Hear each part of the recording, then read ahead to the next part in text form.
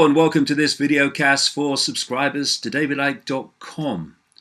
Well, clearly when viewed from current times, current events, George Orwell's book 1984 was extraordinarily accurate and predictive of what was to come and what is happening now, and we've seen nothing yet.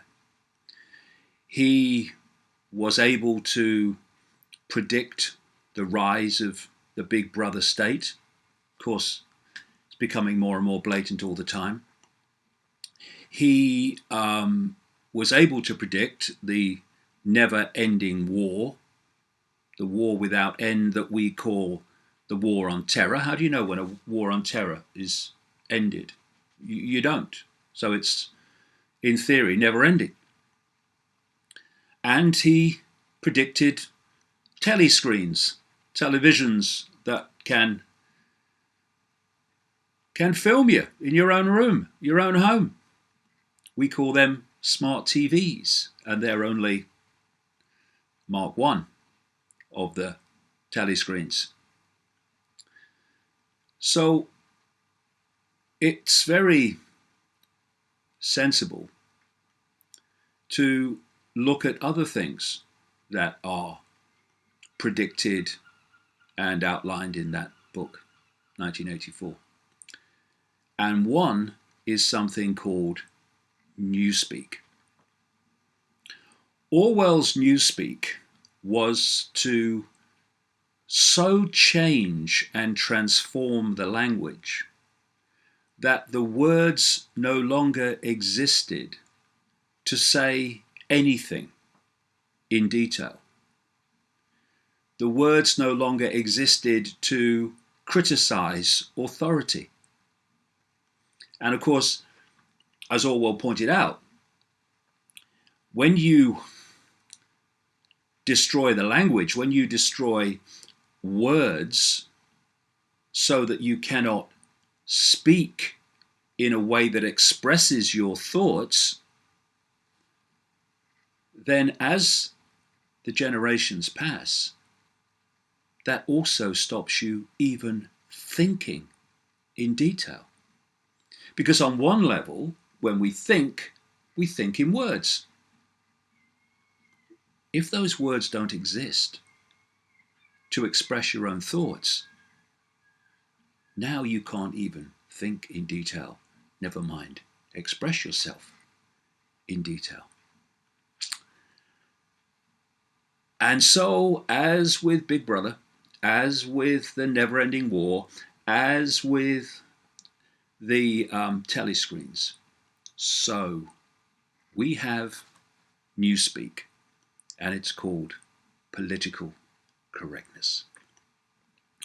And if you align that with text speak, you can see how the language is changing. You can see how words are being destroyed. You can see how the right to say certain words and phrases of words is being destroyed.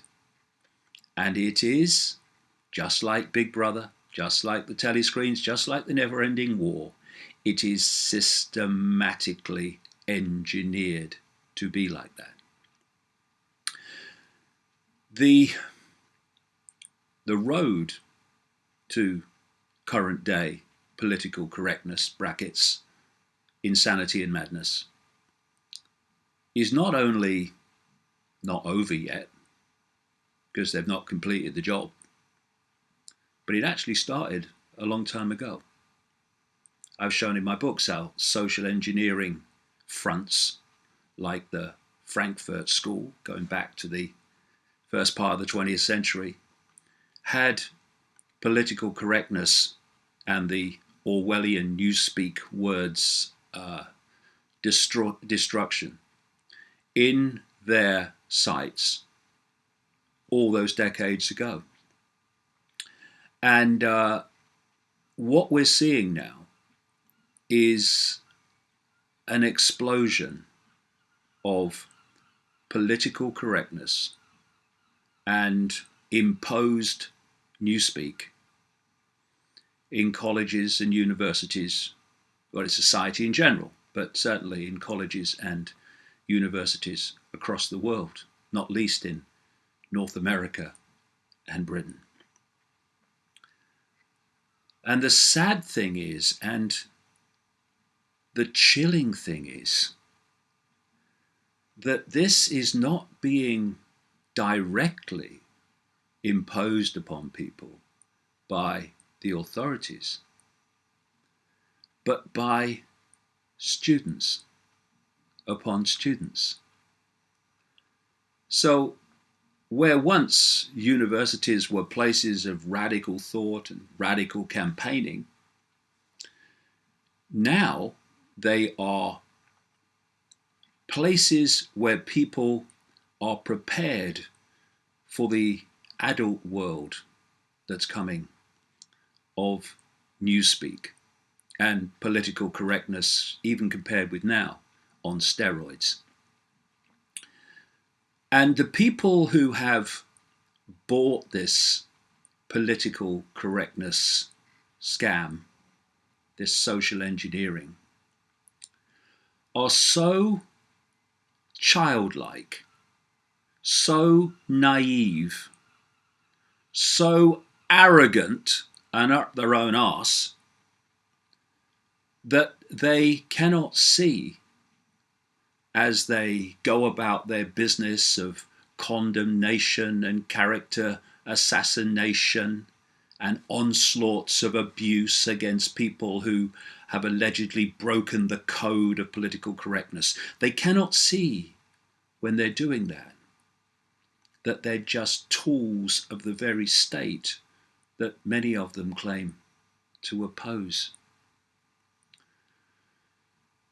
We have more and more labels that make people perceive themselves in smaller and smaller ways. We are infinite awareness having an experience as what we call a human. And if you perceive yourself only to be human and not consciousness having an experience as a human, you've already diminished yourself in terms of self-identity. But what's happening now, absolutely systematically, is the human is being subdivided into endless categories, all of which have to be defended by political correctness from any criticism or any comment that could possibly upset people. And this whole arena that's so fast emerging of what people call safe space and the right not to be upset is all part of this destruction of A, the language, and B, freedom of expression. You cannot say anything that won't upset someone. So once you have this situation where you can't say anything that might upset anyone,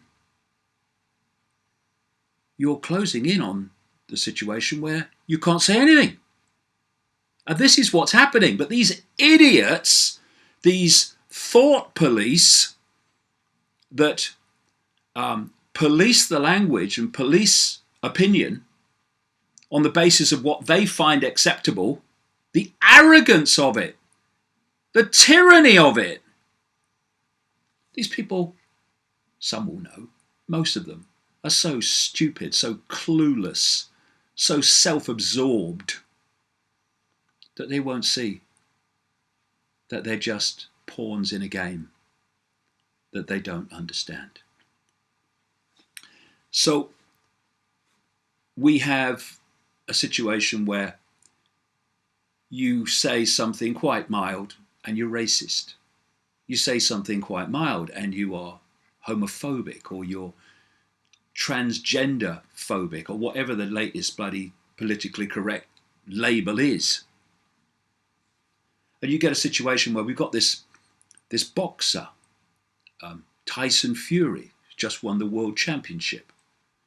And he's come out with from my perspective, ludicrous statements about the role of women, ludicrous statements about gays, etc., etc. But he's a boxer, he's a sportsman. He's not a politician changing the law. And what anyone with any kind of balance and perspective would say when someone said to them, have you seen what that Tyson Fury said? He said this about women, he said this about gays. And you go, idiot. What are we going to do this weekend? You get on with your life. Just an idiot. Who has a right to be an idiot, by the way. It's called freedom. But we mustn't upset anybody. In other words, we mustn't say anything worth hearing, whether it's nonsense by Tyson Fury or whether it's serious stuff that needs to be heard, that it's exposing the global tyranny. It's all part of this silencing of anything beyond the myopic norm that's acceptable to the state. And we have this political correct insanity that's reached the stage now where some of its high-profile advocates are saying this: everything is racist, everything is homophobic, and you have to point this all out. But if you point out that that is blatant fricking nonsense, then you're being politically incorrect. Do you know, there's a fella in Canada who's now facing a possible jail sentence for challenging the views of some feminists on social media. This is where it's going, and this is the point. This whole thing about feminism and homophobia and all this stuff, the people actually behind political correctness couldn't give a damn about women. That's the force that's been suppressing women all these years and decades and centuries. They could care less about gay people and their rights. Could care less about any of this stuff that political correctness is supposed to be about, because that's not what it's really about. It's about using these things to push humanity along the road to newspeak and the end of any opinion that does not suit the state. The other thing about political correctness and its tyrannical advocates and imposers is that they can say what the hell they like and it can't be politically incorrect. This is how it works. You take a minority, whatever it may be, and the minorities change all around the world, of course. Who's the minority majority? And the minority then looks for a majority that's oppressing it. And so the majority, whatever the majority is in whatever situation, cannot be politically correct against the minority, and the minority cannot be politically incorrect against the majority. And this was highlighted in a single quote. There's a lady who was the student diversity officer at Goldsmiths, part of the University of London, I think. Her name was Bahar Mustafa. Now, this lady hit the headlines by, as a diversity officer, trying to ban men and white people from a meeting about equality and diversity. I kid you not. And when challenged on this inversion. She said, I can't be racist or sexist because I am an ethnic minority woman. This is the self-delusion that we're dealing with. That it's not about fairness, justice, equality. I'm all for that. Equality, justice, fairness for white males, for minority women, for gays, all of them. Why should we not have fairness, justice, and equality for all? But that's not what this is about. And that quote is a classic. They don't want equality. They want tyranny, where whatever the minority is in a certain situation, they have control over the majority. They'll never see that because they're stupid, but that's what's happening. And let's get across this myth that majorities always impose themselves on minorities. It's not true. You look through history and you'll see how many times minorities have imposed themselves on majorities, whatever the majority was. Look at apartheid South Africa. Small white minority imposed its will on the black majority for decades and decades and decades. But political correctness cannot survive unless it sees the world completely, symbolically and literally, in terms of black and white. And one of the other major concepts of Orwell in 1984, I mentioned it already, was what I call the inversion. He talked about war is peace, and freedom is slavery, and ignorance is strength. Well, in terms of political correctness, it talks about, and its childlike advocates talk about, diversity. That lady called a diversity officer. But what they're actually doing is destroying diversity in the name of diversity. What diversity can you have when you have a gathering campaign to silence anything that challenges the politically correct norm? What's that got to do with diversity? It's destroying it. Of course it is. It's what it's meant to do. And then you talk about tolerance, or they talk about tolerance. And if there are more intolerant people on planet Earth than the politically correctness extremists, well, I have met them.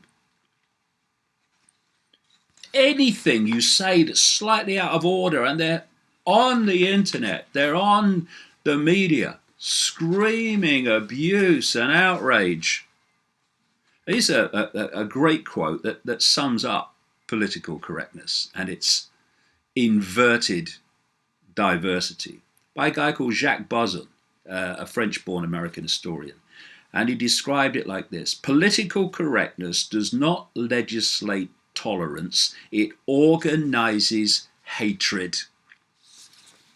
And so you have people who are talking about hate speech and condemning people for upsetting someone or other, and they do it with absolute hatred and intolerance. They're being played like a stringed instrument, and they can't see it. And this whole labeling people has been going on for a while. It's just expanding. I mean, all the way since the creation of Israel. If you challenge Israel, you're anti-Semitic. It actually doesn't mean anti-Jewish, funnily enough, if you look deeply into the real meaning of what anti-Semitic means, but that's another story. It doesn't mean you're anti-Jewish to challenge Israel. It means you're anti Palestinians being bombed from the air to death and destruction, and what goes on in the occupied territories and Israel in general in regard to Palestinians. Challenge that, and you are a racist, you are politically incorrect. And that's what is now being expanded across the whole spectrum of society. Ways to silence genuine dissent and justified criticism through this politically correct nonsense. And it's also about divide and rule. If we came from the concept that we are all one consciousness having different experiences, then that, from its very foundation, is based on unity. Diversity of expression of one infinite awareness. The more labels you invent, the more potential there is for playing those labels off against each other. And that's what is happening. And so the different labels who self-identify with their sexuality, their race, their whatever, their religion, the different labels often don't get upset by what people say and the opinions people have. There's so many things in relation to what's called Islamophobia and politically correct condemnation and calling it Islamophobia, when most people from the Muslim perspective are going, couldn't care less, mate, what's the problem? But political correctness makes it a problem. And part of that is telling these different labels that they should be upset. They have to be upset because political correctness needs upset people. Otherwise it can't function. And so what you're doing is you're removing the concept of this. For those extreme advocates of political correctness, this is called a backbone. And we all have one. It's just that some political correct advocates and those who believe the bollocks have forgotten. And political correctness doesn't want you to have one of these. It wants you to be like a jelly that's upset by anything. We had a situation in an American university recently where students were offered counselling for seeing a sticker of a Confederate flag on someone's laptop. This is where we're going. And what does the state want to control the population? Let's get down to bloody basics here. It wants childlike people who are easily upset and want the state to protect them from whatever the latest manufactured upset may be. Now, there is racism, there is homophobia, there is bias and prejudice against people of different types, including prejudice by some politically correct groups against white males.